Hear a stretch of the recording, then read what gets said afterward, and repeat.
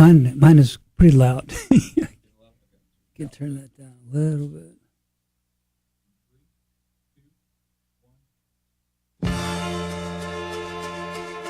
Welcome to Atlanta Community Profiles, a show about living in Atlanta. Atlanta Community Profiles is hosted by Lou Whelan, who will talk to experts who know this ever-changing city and its real estate industry.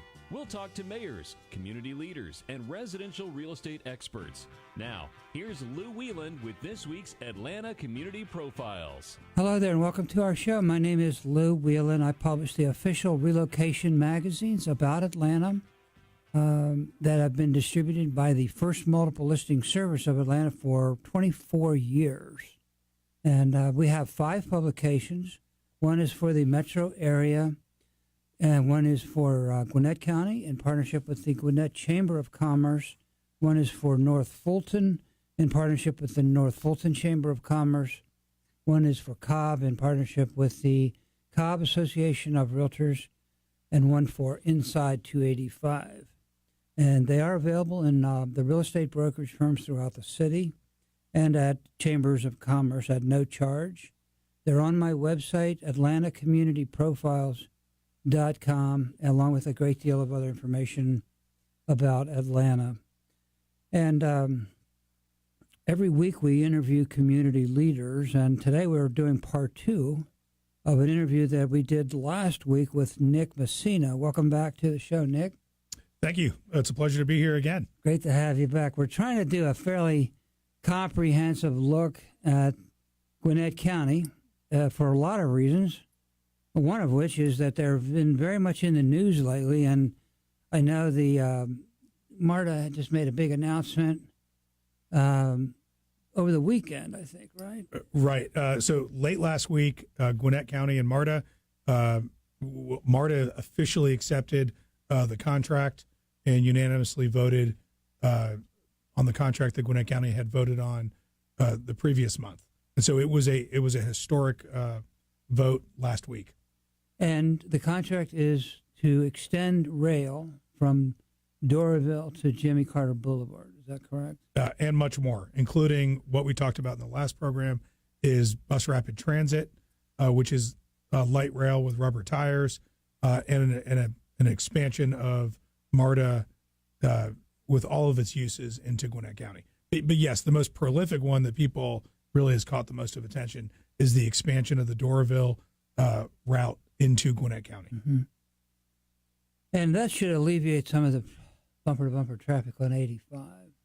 But it'll be a while before it's implemented, right? Correct. If there's a successful transit vote moving Gwinnett from 6 cents of retail sales tax to 7 cents, that'll create over $5 billion in current value that will begin the investment.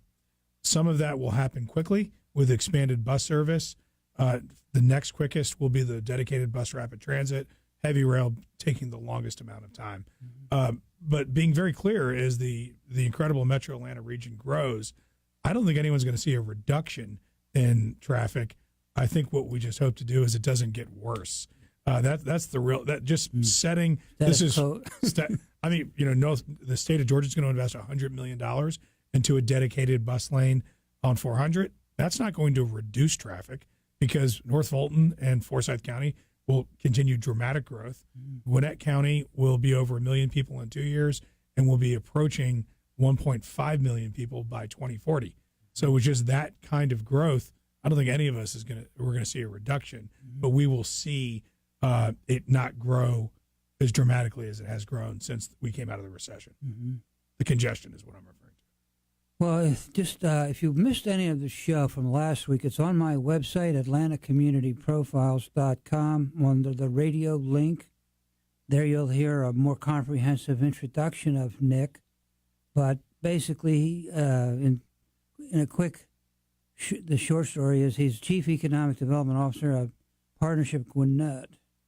And Partnership Gwinnett, how would you succinctly describe Partnership Gwinnett? Partnership Gwinnett is a public-private initiative created by my parent company, which is the Gwinnett Chamber of Commerce. I serve and report to the Chamber Board and the Chamber President and CEO in Gwinnett. and we represent Gwinnett County and the municipalities and the community on economic development efforts. Okay, so Nick is a leading authority on local and state economic development. He's a regular speaker at all over the world, from South Korea to China to, anywhere. And so basically he is definitely an expert on the topic, graduated from Ohio State.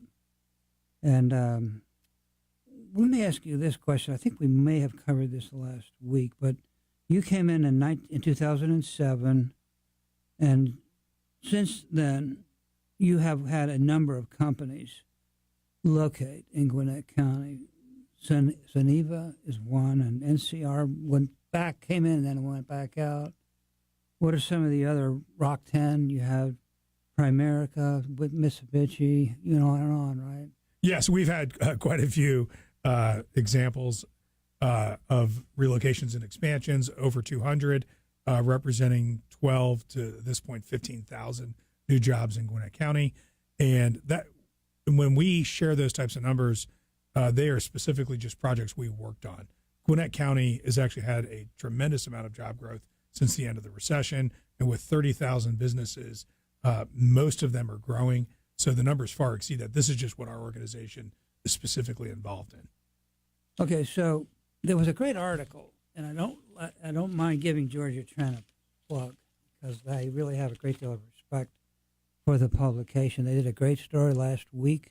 I guess it's the current issue, really. Correct, current issue. On Gwinnett County. And they went into so many different new initiatives that you're undertaking. And so we're going to try to address some of those a little bit, too. And but I don't know where to start. Let's start with something that's right next to your, geographically right next to your office, something called Revel, right? Is it? Let's Correct. start with that, and because you look out your office window. I know I was in your office, and I saw it under construction. Yeah, yes. What's happening is a $900 million public-private investment, $200 million being directly from Gwinnett County through a variety of sources, including hotel taxes, GO bonds. And Gwinnett County right now has under construction a 2,500 car parking deck, 7 stories. The next phase of the development will be of a private sector development, which will include a 12-story hotel, and that's actually 2 stories underground, 10 stories above ground. So I guess from the view of the ground, it'll be 10 stories with a rooftop restaurant and 3 additional restaurants. That'll all be part of a greater expansion of a $700 million investment of all private sector investment with a joint development with Gwinnett County and North American Development. North American is currently redeveloping Colony Square. They're nationally or internationally known for their work creating Avalon, and they're creating a very experiential development, which will be heavy on the hospitality, restaurant, bars, versus Avalon, which is heavy on the retail shopping.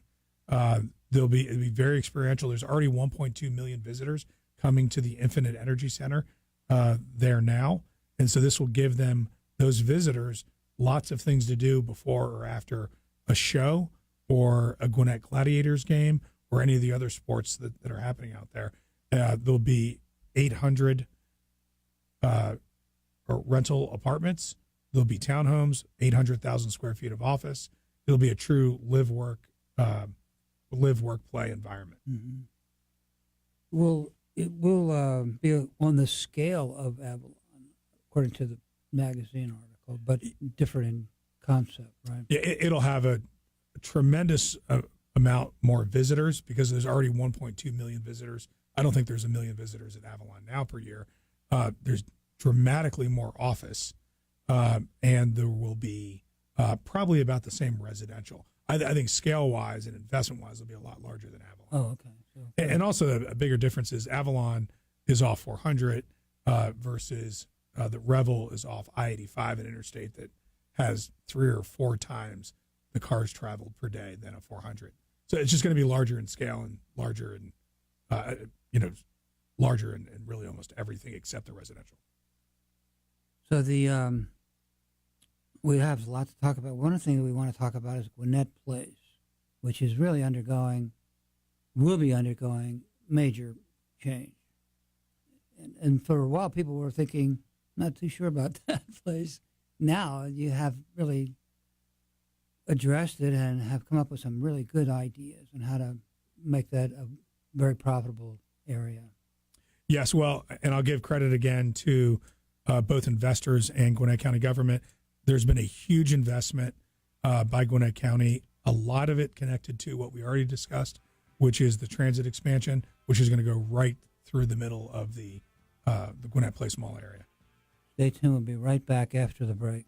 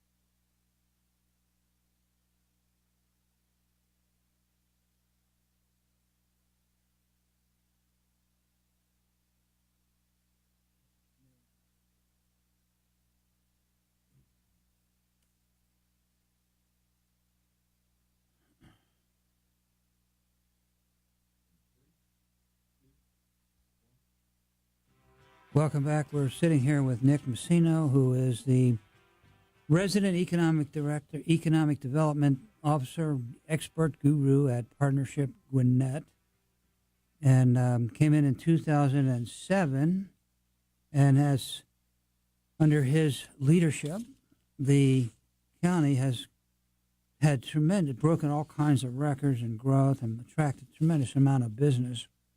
But we want to finish we've got so many topics, but I want to just finish one thing about Gwinnett Place. According to my information, there are 1,900 companies who are either there or coming soon. $1.3 billion in payroll and $9.5 billion in economic development in 2016. So when you talk about Gwinnett Place, things are looking very, very good. Yes, I think at first blush people think of a 1980s mall that has seen better days.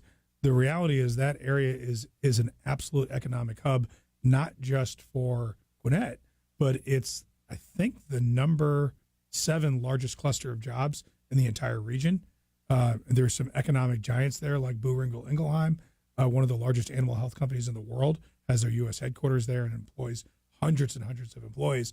And the really exciting opportunity as the Gwinnett Place Mall itself and the area around it redevelops, you're going to see multifamily development come into there, and they want to capture these high-paying executives that that work all over that area, but there's not been a modern development for them to live.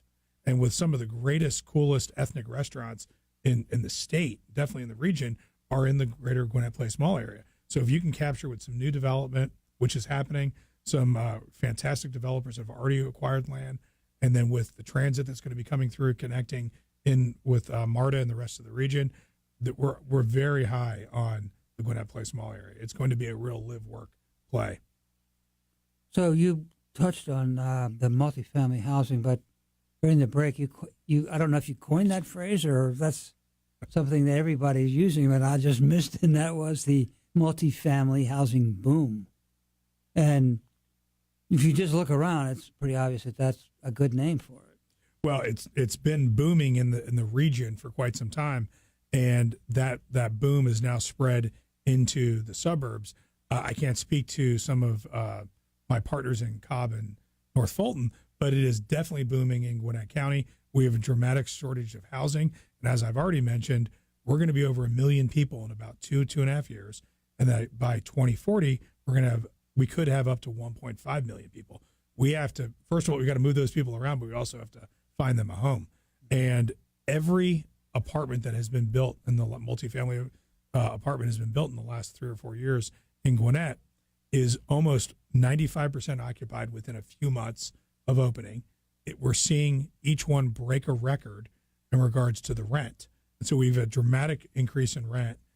These are huge investments, $40 to $50 million investments. It's great for the tax base, and there's clearly a need because the next one that opens breaks new rental records, new lease-up records, and those rates are spurring on more developments. What I really like is that many of them are happening in places like what we're going to see at Revel. We'll see at least 2 multifamily developments in Revel. We'll see it as a redevelopment tool around the Gwinnett Place Mall area, and there's 2 that are coming online in the Norcross, the city of Norcross, both as redevelopment tools.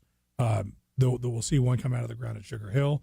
Duluth has probably one of the best redevelopment stories, maybe in the region or the state, where you had a 1970 shopping center that had an infill 1980 shopping center all on the same piece of property. It looked terrible. It's totally outdated. It was 90% empty.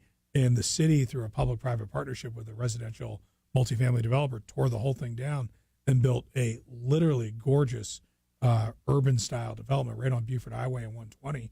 And the thing is, I think, 98% leased, and the highest rates we've seen in Gwinnett County. You know, there's another concept at work here, too, and I was reading about that recently, and that, like, for example, companies like Amazon, aren't that many like Amazon, but large companies, are not really able to look at other cities because of the lack of housing. Like Raleigh, for example, Raleigh-Durham Triangle area, for example, there's no housing there for the number of people that would come with a company like Amazon. But it sounds like Gwinnett County is preparing to attract companies like that with programs like you're discussing here. Yeah, and a company, Amazon, or you name the top 50 companies in the United States, when they're making their decisions, they're not making specifically, they're not looking at the city of Atlanta, Gwinnett County, Cobb County. They're looking at regions, and we are, as a region, incredibly competitive. And a Charlotte, a Raleigh, a Birmingham, I'm trying not to chuckle, they don't hold a stick to Metro Atlanta. We are absolutely a juggernaut of growth, and we are one of the most popular places that young, educated people and middle-aged corporate executives move, and they don't want to leave. We call that the stickiness factor in economic development. This is one of the most popular places where people move, and they don't want to get retransferred out. So it's about talent, and you have to have the housing, and you have to have housing for all of their different segments of life. You need a multifamily option where you're a younger person or you're in transition, and you need possibly a townhome or single-family homes. And we have that in our region. I'm obviously I represent Gwinnett, but I could speak to this for the entire region. And corporations, the reason why we're on all the short lists is we have the talent today. We're the number 4 region in the United States producing bachelor's degrees, and young people are moving here by the droves. The one thing I experienced, I took about 30 executives and local government developers and local government planners up to Charlotte. We spent 2 days on the Charlotte Light Rail line, and we saw the billions of dollars in investment that have happened along that line. And that was one of the reasons, one of the many reasons other than connectivity, is it'll also help us redevelop portions of Gwinnett that need to be redeveloped. Again, we talked about the Gwinnett Place Mall area, along the Jimmy Carter Boulevard area, Indian Trail, Beaver Ruin. We will see where the heavy rail goes in Gwinnett and the dedicated bus rapid transit and the future light rail. We'll see dramatic redevelopment in live, work, play areas that will clearly have office. It'll obviously have retail components, but then it'll have multifamily. Well, the boom industry is technology. And one of the key characteristics of that is the age of the people who are in that industry, not people like me. If the millennials, and the millennials are very happy with apartments. They're not interested in 2 acres and, housing. So it sounds like you've really taken that into consideration as well. It's kind of all woven together. I think that's a general understanding that the millennial generation are staying in multifamily longer. But there is plenty of data and proof points out there that they may be waiting until their early 30s, but that generation is getting married. They're buying cars. They're buying homes. They're having babies, and they want great schools. And the reason why Gwinnett County has boomed for 40 years is because of great infrastructure like parks, schools, and ways to get around. So we're seeing a dramatic increase. Actually, some of the fastest growing millennial home ownership are in areas like Sugar Hill and Beaufort, where they have starter homes. Well, a starter home for you and I is much different than as a starter home today. Mm-hmm. Millennials are spending $250,000 to $400,000 for their starter home, which we would have died or more because they're high paid technical and professional positions. And so we are seeing the same reasons why you and I moved to where we did to raise our family. This next generation is going to do the same. A lot of those theories were because of the recession, and they were stuck in 400 square foot apartments, and they would graduated from college and they had a tremendous amount of debt, and they couldn't get jobs. Well, they're all getting jobs, and they have for the last 4 or 5 years, and they're buying homes. Stay tuned. We'll be right back after the break.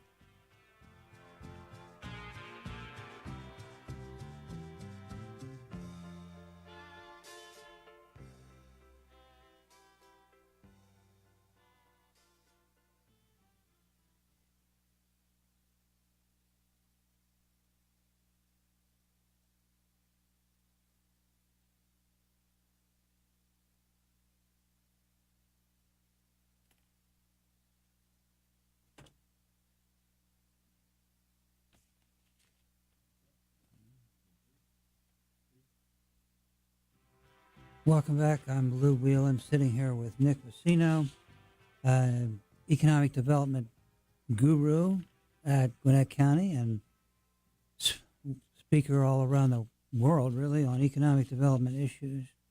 Certainly an expert on that topic. And basically, he's the Chief Economic Development Officer at Partnership Gwinnett. And if you missed any of the show, it's on my website, AtlantaCommunityProfiles.com. But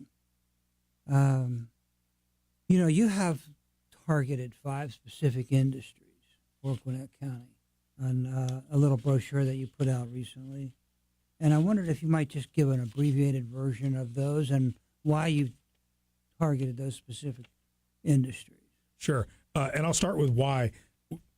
We're not guessing. We're literally using the data of what are the existing cluster industries we have now. And knowing that the number one reason why a company chooses a location is because of the available talent and the belief that that talent will continue to be there in the future. So our 5 target industries are based on again, clusters. It's corporate regional headquarters, which is very general for corporate back office. The next one is advanced manufacturing. The next is supply chain, logistics. The fourth is healthcare and health sciences, and the last is technology. In earlier segment, you mentioned technology, and Gwinnett has been the hub of technology in Georgia, arguably in the Southeast, for 40 years. I would say almost every company that was being incubated out of Georgia Tech, every technology being incubated out of Georgia Tech came to Gwinnett for 40 years.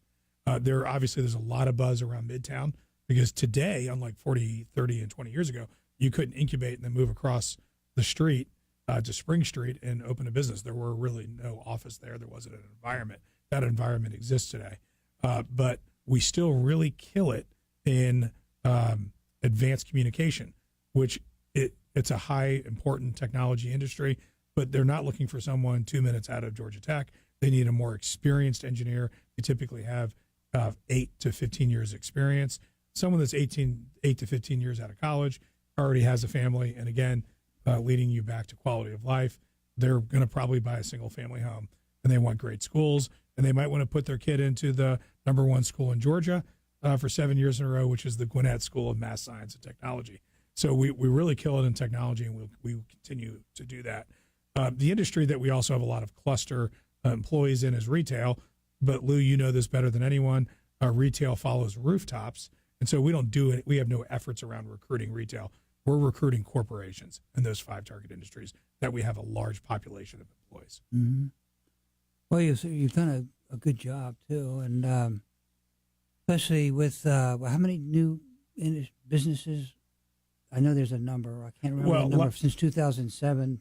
Well, since 2007, it's probably 200 and some plus. thousand. Well, 215 plus companies, but lots of jobs.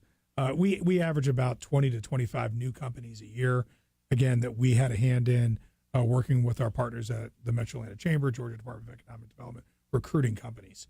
And that's typically about 2,000 to 2,500 new employees coming along with those companies. Tell us a little bit about Gateway 85. Okay, so that is a rebranded CID. It was formerly the Gwinnett Village CID, and there's a fantastic executive director and board on that CID, and they are working on many of the initiatives I've mentioned regards to redevelopment.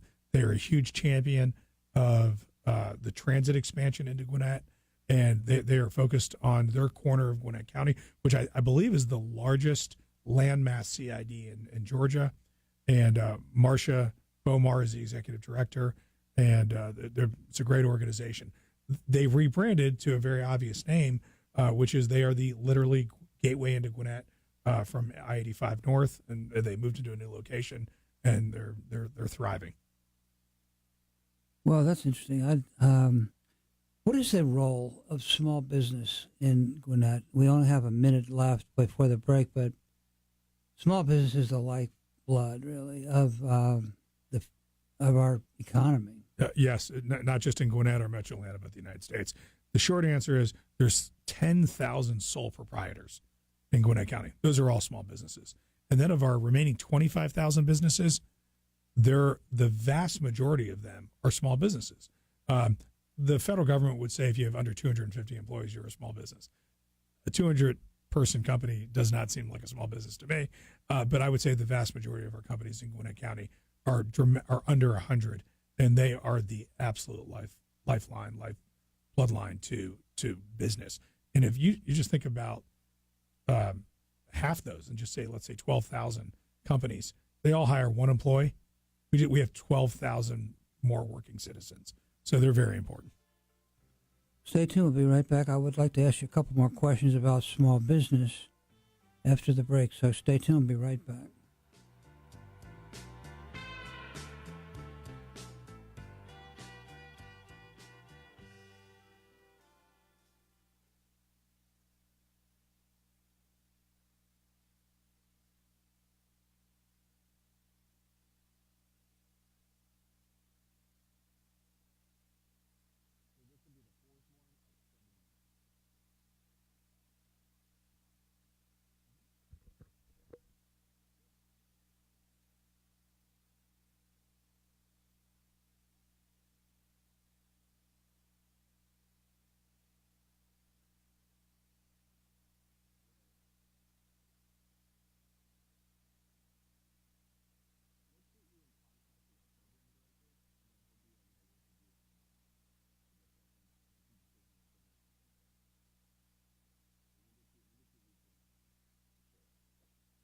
I keep wanting to ask you, and I keep forgetting.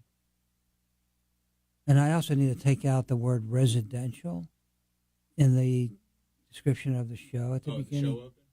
Yeah, just real estate, not residential, just real estate. Okay. Cool. Or if you ideally commercial and residential. So if you want to put, if you want to send some copy to Abby. Okay, well I'll just. Yeah. I don't need. I'd have to listen to the whole thing. Yeah. All right, I'll tell her. All right.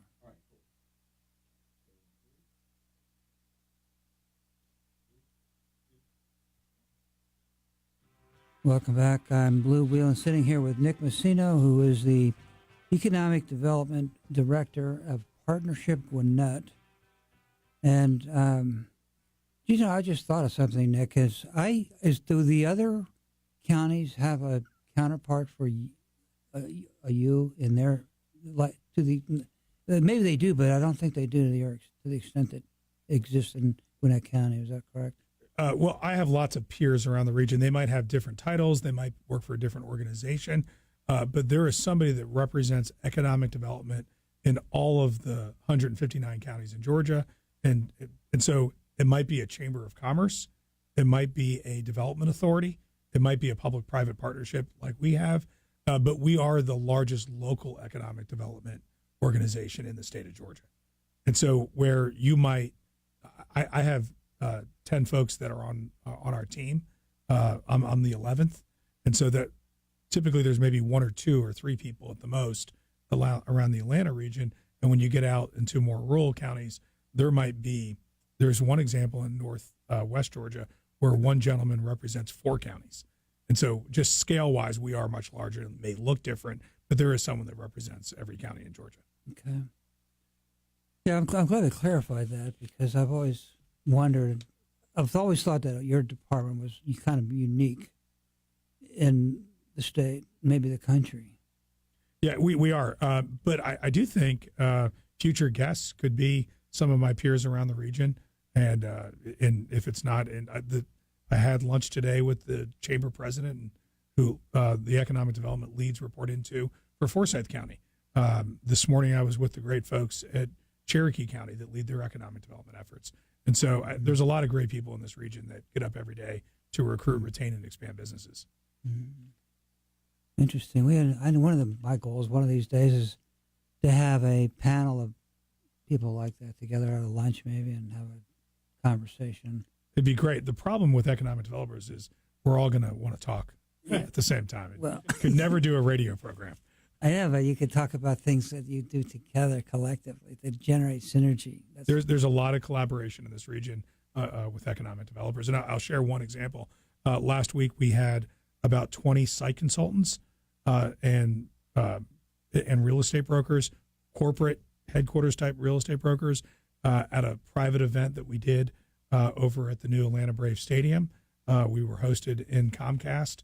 We did a private tour, and we talked about Metro Atlanta with these site consultants for the better part of a morning, and talked about all the expansion in our region, specifically just in transit.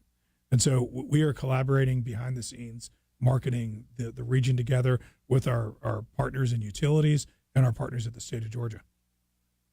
Yeah, I think that we can't just argue for ourselves. We have to work with everybody, because when as big as we are as now, we're 9th or 8th largest city in America. Yeah, possibly 7th in the direction we're going. And I cannot understate this. No company is moving to specifically city of Atlanta, city of, you name the city of the 75 cities or the 10 to 15 counties that make up Metro Atlanta. They're moving to a region. And when my peers around the region are using job stats of available personnel, we're using all the same numbers. We are one region. And the businesses really don't care about the jurisdiction. As long as those local jurisdictions are providing standards and services that are expected in water and sewer and roads, they want to be in a region. And Gwinnett, we're proud to, I always say this, we're more of Atlanta than the city of Atlanta. City of Atlanta has about 450,000 residents. We have almost 1 million. And so we are Atlanta. We are as much Atlanta as the city is, and North Fulton is, and Cobb is. We're all one big region and one big team. Yeah, that's 220% or 225% of the size of the city. Oh, for sure, right. And Cobb. Not many. That's an interesting concept. I never put it in that paradigm. Yeah. But Gwinnett County is 2.25% bigger than the metro area, than the city. Than the city limits, right. Actually, the one thing I'm not sure, I know they just annexed basically all of Emory. I don't know where that puts their new numbers, but it's not going to be that dramatically of an increase. Let me ask you this one other question, Nick, and quickly before my producer pulls out the chain in here that came, but you have a local airport there, and I saw some articles recently about they're thinking about expanding service, maybe more commercial. Is there any truth to that, or? I think that we have no secrets here. Sure, no, we're in a book. I think that's probably some dated information. There was an exploration maybe about 6 years ago, that with the FAA, and the FAA was granting 5 airports basically a pass on, hey, we've invested millions, if not tens of millions of dollars in these airports around the United States. But we're looking to do an experiment with 5 airports where they'll be forgiven on all the money that the feds have given them, and they could actually try to be a privatized airport. And that was explored at a great length in Gwinnett, and the decision was to not do that. I don't believe that the federal government has ever found 5 GA airports that actually wanted to go through the program, because it's very expensive to run an airport. Because what the federal government was hoping to do is let that be a profit center that could self-sustain itself and not have to depend on the FAA. That never happened. But I am proud to say that the Briscoe Airport in Lawrenceville is sometimes the second busiest airport in the state. And you may not notice it when you're out there, but there are a lot of planes flying in and out every day. Okay, real quickly, what's the prospect of that going commercial in the next 5 years? Taking commercial traffic. I think that Tell the truth. it's unlikely. It's unlikely. Okay. But today you could land a private plane there now, and we'd love for you to do that and buy some gas and then take off. Right. Stay tuned. We'll be right back.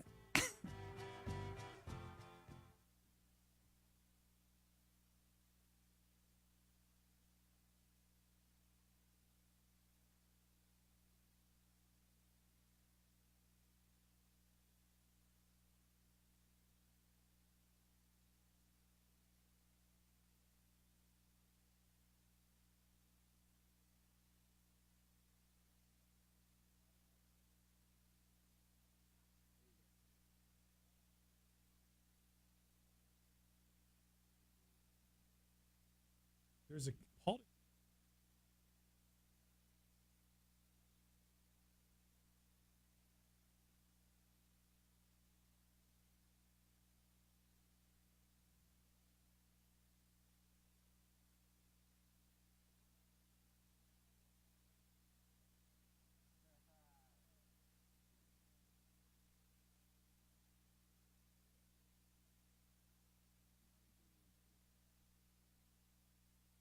It's a personal. All right. We have last segment here. We could talk more about small business,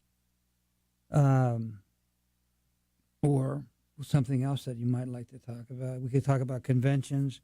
We could talk about the Jimmy Carter Boulevard area, How about Stone Market, Stone Mountain Distribution Center. we're not talking about that. Okay. Diversity. Sure, diversity is great. You did mention before the last break entrepreneurship, incubators, small business. We never hit on that. Let's get on that. That's got to be key. Okay. This is the last segment, so we have to. It's a shorter one, right? Yeah, this is a quick. Okay. See that now. Welcome back. I'm Lou Whelan, sitting here with Nick Masino, Economic Development Director for Partnership Gwinnett. And if you missed the show, any part of the show, or you'd like to hear the part 1 of the show, they're on my website, AtlantaCommunityProfiles.com. And small business is definitely a huge aspect of business in general. And maybe a lot of people don't realize that most new jobs are created by small business, not big business. How does Partnership Gwinnett assist in the startup and running of small business? Well, number one, I agree with everything you just said about how important small business is to Gwinnett, to this region, and to the United States. And it's really one of the things that makes our country absolutely amazing. What we do is we're there to assist, and we're not bureaucratically involved at all with the startup of a business. But what we are there for is to encourage expansion in our 5 target industries, and we do that with a whole host of tools. One of which is we have created an internationally award-winning comprehensive entrepreneur guide, and the goal of this guide was for it to have everything relevant to a startup. So any man or woman that has a great idea, and we wanted every obstacle to be removed by having that in a one-stop shop. It exists. This document exists both as a tangible document and it's also online. and it lives and breathes and continues to develop. In it are resources like co-working spaces. Every co-working space, there's 250,000 square feet of co-working, incubator, and accelerator space just in Gwinnett County. That number is probably over 1 million if you include the rest of the region. And so that's a resource that's in there. There are resources in there like angel investment opportunities, how to pitch and where you can pitch, and who to call to pitch on your company. And there's specific angel groups that are focused on different target clusters and will help you find that right target cluster. The thing that I think that is the most valuable is really what any of our area chambers of commerce do and our economic development entities, which are making business connections. When I talk to entrepreneurs, and I do regularly, the number one thing they're looking for, if they have an idea that is commercialized, that it has viability, are partners and customers.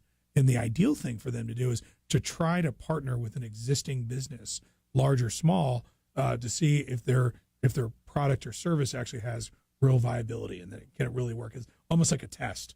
And so we do a tremendous amount of our work with small businesses, which is just connecting them to other opportunities and using our network, which is pretty solid, to make those connections. That could be future revenue or just a future partner. And we find that those partnerships sometimes are much more valuable even than a customer. Sounds like an advanced mentorship program in a way. In a way, it is. And there's no program that we put someone through. It's all customized to what they need. Mm-hmm. There are many times we make connections to the Small Business Administration, to the the entrepreneurship gurus, both in my department at Partnership Gwinnett and then the chamber. And then again, folks at the state and at the national level, based on what that company needs. Okay. Sometimes we're holding hands. Sometimes we're just making introductions. It's customized to them. We don't have much time, but just quickly, what's going on with Jimmy Carter Boulevard and 85 there? Well, I will tell you the one thing I know for sure is real estate investors are turning over every rock, because with the prospects of the contract being agreed upon with MARTA, we're going to have the Doraville-MARTA route come straight up to Jimmy Carter. Gwinnett County has not closed yet, but has under contract and will acquire 104 acres of the OFS plant, which is the large fiber plant right off Jimmy Carter and I-85. You can see that they're building another draw tower for fiber, but the county is acquiring that. It's going to be a huge multimodal mixed-use site in the next 4 to 6 years. Nick Masino, Chief Economic Development Officer, Partnership Gwinnett, thank you very much for your service to the community. And again, Part 1 and Part 2 of the show are on my website, AtlantaCommunityProfiles.com. Have a nice day.